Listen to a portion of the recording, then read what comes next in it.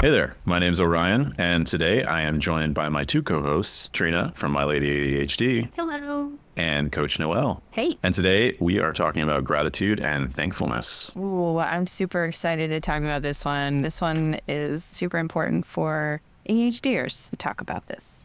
I feel like it's something that I don't ever consciously think of. Same. It's just, I'm going to be honest. I hate it. I hate the topic. I'm sorry, Trina. But I have never, every time someone's, what are you grateful for? Especially around Thanksgiving, I'm just like, I hate it. It feels so cheesy. It doesn't feel, I don't know, genuine, I guess. Yeah, authentic.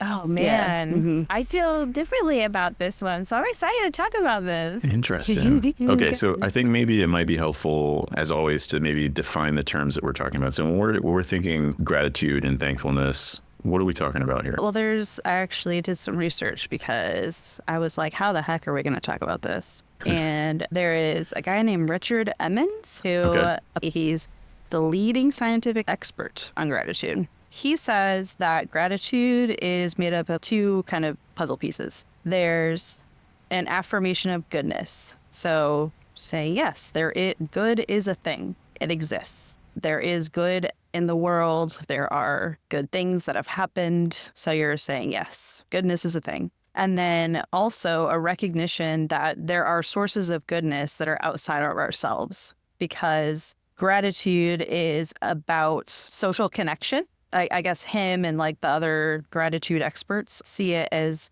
a really important piece of our social connectedness. So we're recognizing that sources of goodness exist outside of just ourselves. So all good doesn't just come from me. I'm not the one doing it. Mm-hmm. I mean, we can get into the nature of reality, and is anything outside of our heads real? But Noelle, I feel like you bring this up every episode. I feel like maybe we need to just dedicate an episode to reality. I would love that, because that's one of my favorite topics in the world. But well, I am thankful that we are not talking about that today.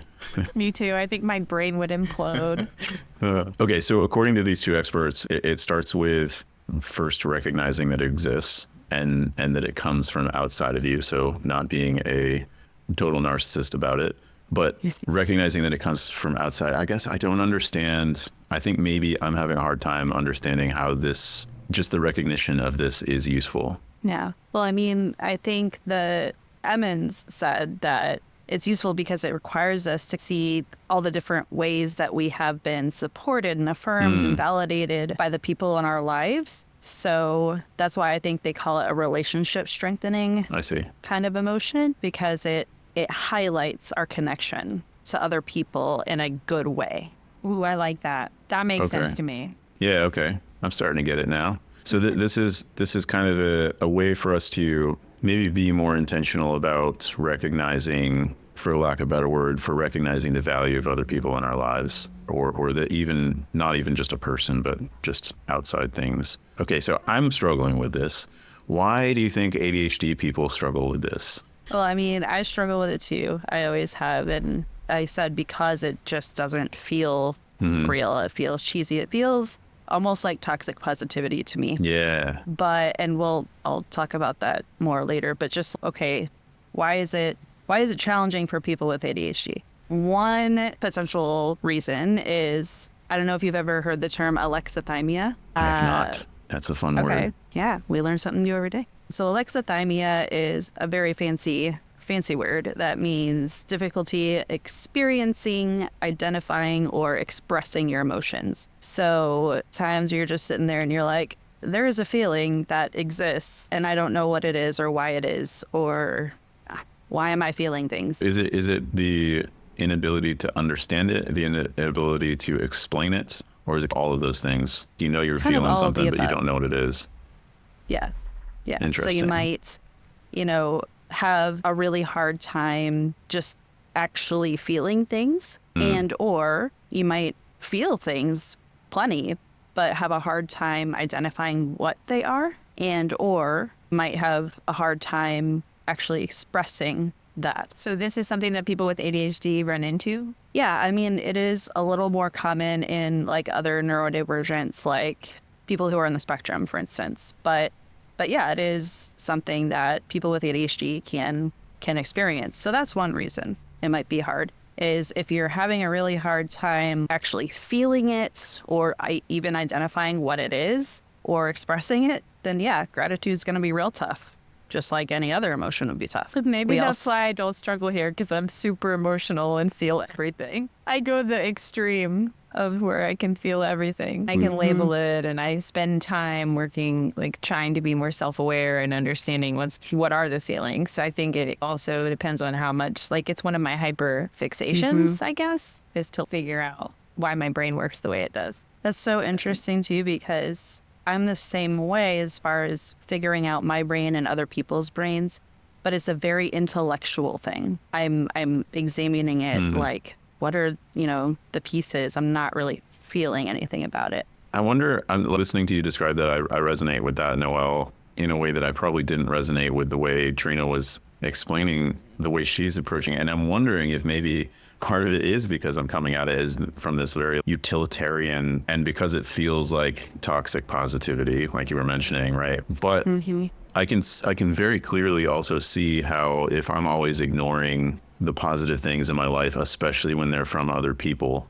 how that could be a negative thing for both relationship wise, but also for myself, right? Yeah. I'm wondering if maybe that's something that you would experience talking to your coaching clients, and how that shows up. More with therapy clients when I was doing that, but it does come up with my ADHD folks, and I try to explain it in the sense that, this isn't just for people with ADHD, this is everybody, good or, content or whatever, like status quo, right? That's how we're supposed to be on day to day. So it doesn't stand out. Just, yes, things are good. Okay. But when bad things happen, it does stand out very clearly because they're things we want to fix. We look at it like evolutionarily from that perspective. All emotions contribute to our survival as a species. So they all have functions, and any of those negative emotions are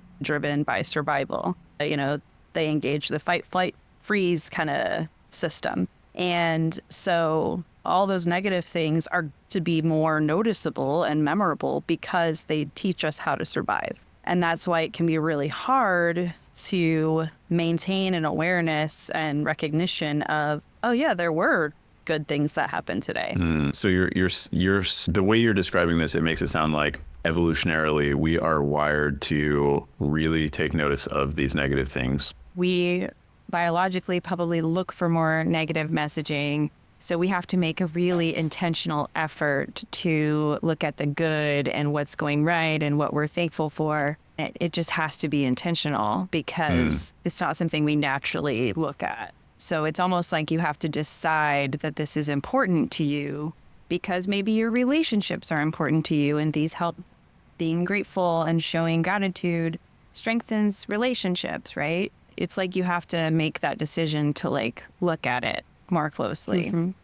I like that reframing because it's similar to like ADHDers and dishes, right? I don't want to do my dishes. I'll gladly wait and procrastinate on my own dishes until it's an awkward pile of dishes on the counter in the sink or whatever. But I will gladly do the dishes of someone I care about and not even think about it. And so when I think about this gratitude thing personally, I feel myself being a little resistant and being like, I don't really know that it's important enough for me. But when you were just saying, Trina, do it for the relationships around you and the people around you, I'm like, yeah, it is important. I can do that. It's super important. Yeah, it is super important, I think. And we have so much going on already, and all these things we're working against as people with ADHD, that this just falls to the back of the line. I think with a lot of us, it's just that there's no time for gratitude right now. I'm trying to get through the day, right? I feel like I like talking about this because I do feel like this is one small area that I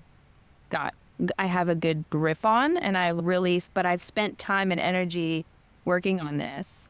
So I think, I don't know, I like this interesting dynamic of you're fighting it, Orion, you're resisting. And I think, Noelle, you're open to it, but you're not excited about it. But I'm on the other end of the spectrum. I've actually spent time doing this, and I've seen it impact my life. So I know how important it can be But I know it can be hokey and like annoying to hear somebody say that. Like, you don't want to hear someone be like, oh, just meditate, just journal, just like, it's obnoxious. And I get that.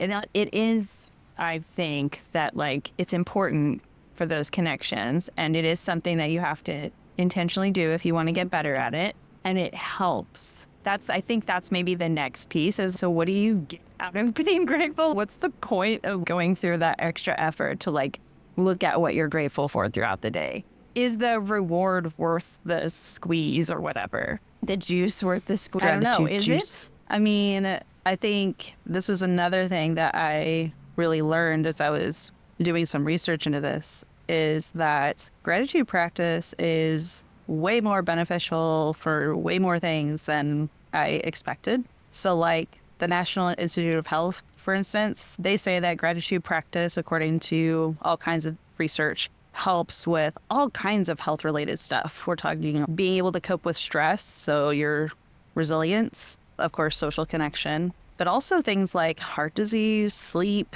immunity, pain tolerance, like all of those things can be improved with a regular gratitude practice, according to research. So that was an interesting thing I learned. But particularly when it comes to ADHD, this is a connection I made. There was fMRI study which showed an increased activation in the prefrontal cortex. So if we go back to our ADHD anatomy lesson, the prefrontal cortex is the part of your brain that is responsible for all of our executive functions, you know, the working memory, planning, and all those things that we struggle with, right? With ADHD. That's the culprit, is our executive functions. And it's always the culprit. Yeah.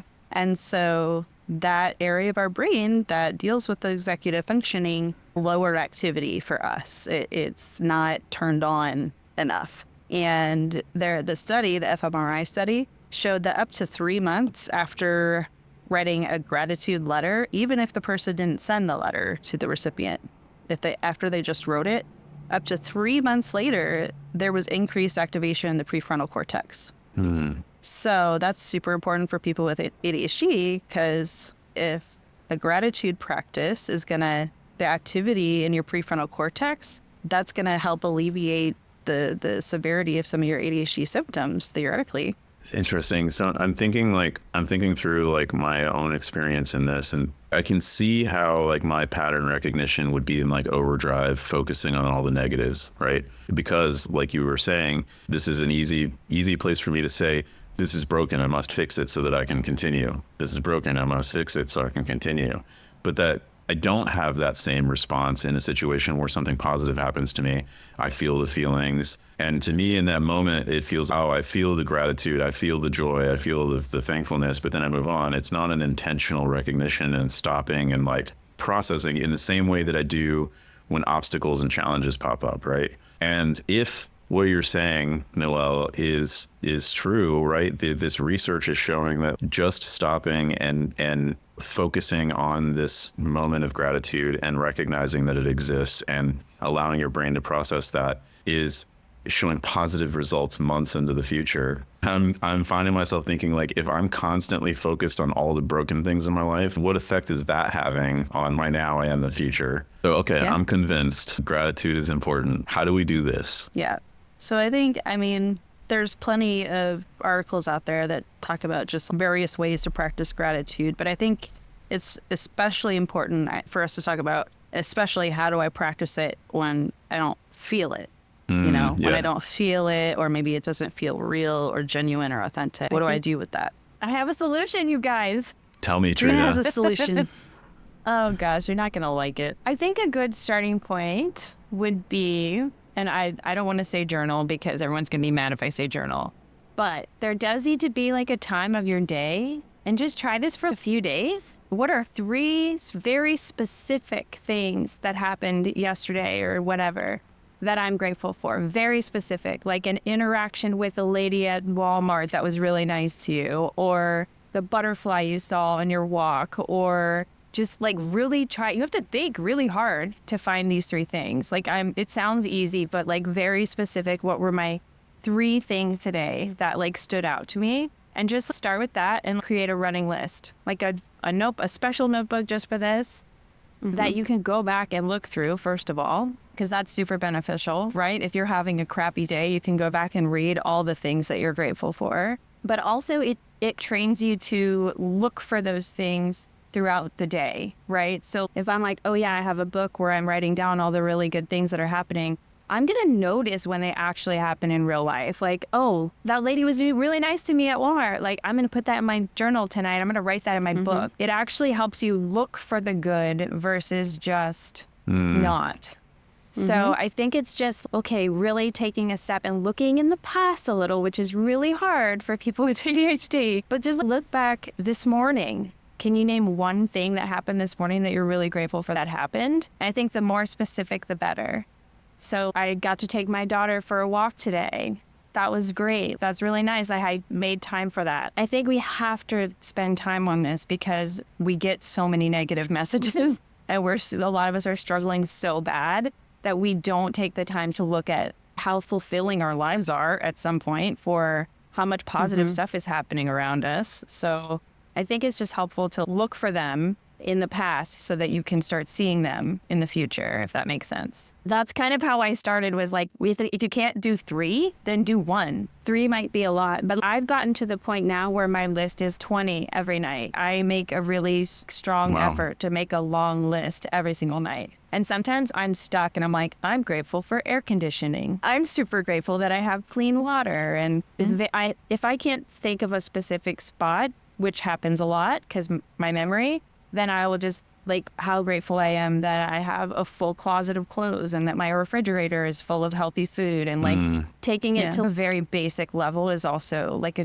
that's a normal place. That's a normal place to start. I think also the challenge with practicing gratitude whenever it doesn't feel, or you just don't feel it in the moment. I think a lot of us, we always want to be honest and factual and and all of that. And it's really hard to do if someone says, oh, what are you thankful for? And you don't want to say anything because you don't feel it in that moment. But gratitude isn't just feeling. When I was doing my research, again, I found that actually gratitude can be into 3 different types. So there is the feeling gratitude of just experiencing the emotion. Then there's also thought gratitude.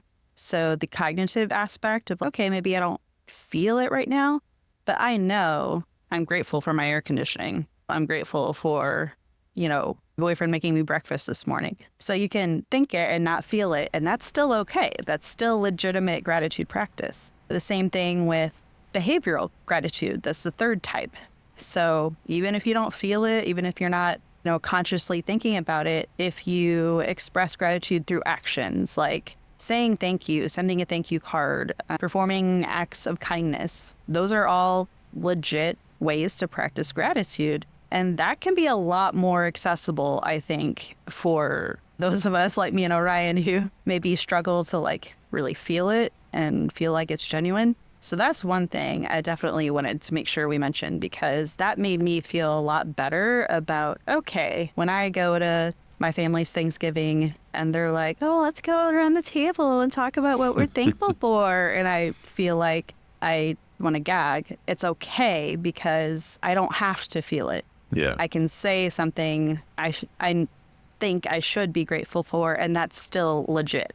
That's still valid. I think it's interesting, these 3, it makes me feel like, I think part of the utilitarian in me is, feeling it does nothing. That happens up here and then that's it. But I mean, we've seen that research shows that it actually makes a difference on the way that you experience the world and your brain is working. But then also, I think with the thought gratitude and the behavioral, especially for me, taking a moment to, like you say, even just writing a thank you note, right, to give to somebody. Even if it's an email, it doesn't matter. The fact that I am stopping and being intentional about focusing on that moment and the way that it made me feel and trying to communicate that to somebody else forces me into the other categories of gratitude. So I really like that aspect of, because I feel like sometimes when I'm thinking about this feels hokey, this feels like it's not useful. But knowing that it's positive, knowing that it will have positive effects, knowing that the opposite is that I am wired to ignore these things and that I have to be intentional about it. Of course, it's going to feel awkward because I'm forcing myself to do something that I'm maybe not used to. But then also the fact that this is going to strengthen relationships, that I'm not just doing it for me, that I'm doing it for everybody around me. And even in the future, you know, when Noelle, you have kids, Trina, you have kids, modeling that behavior, even if you're not doing the gratitude thing to that person, you're modeling that behavior for them. And yeah, okay, I'm convinced. This is an interesting episode because this is a hot topic in my house because Really? my husband struggles here a lot. Like he doesn't see, and sometimes it does appear like toxic positivity when I'm like, oh, I'm grateful for that. Oh, he's enough already. Yeah. I get that, but you know. Well, I mean, yeah, so we should talk about that too. Maybe, okay, how do we practice gratitude and not get into that toxic positivity? I think, it's important to recognize that grateful for something does not invalidate bad stuff. You know, you're not saying, I hate the word but, right? Because it invalidates everything you said before it. It's not saying, oh yeah, all this bad stuff happened, but I'm so grateful for this silver lining. No, that's toxic positivity. It's trying to invalidate the bad and replace it with good. So recognize that it's okay. You can still feel the bad stuff and recognize that the bad stuff was bad. And at the same time, you can hold two things at once, right? You can hold the sorrow and pain and all that, and you can hold the positive and the gratefulness about other stuff, and they don't counteract each other. So whenever you're going to do this practice, especially like for anyone who, like, in this moment, I am feeling just so angry or so depressed or so anxious or whatever, it's okay to just start by recognizing and validating that feeling, saying, yeah, this feels awful and this is why, this is what I'm feeling and I hate it. And then after you've reflected on that, after you've taken the time to feel it and validate it, then you can say, and at the same time, these are the things that have been good. If they don't outweigh this other stuff, they were still good, and I can still be thankful for them.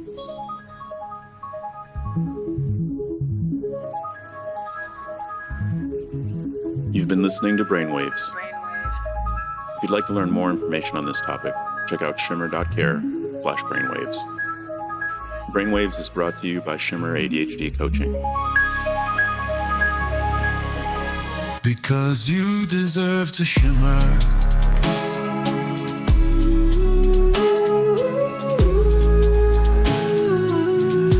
You deserve to shimmer, to shimmer, to shimmer, to shimmer. Ooh, you deserve to shimmer.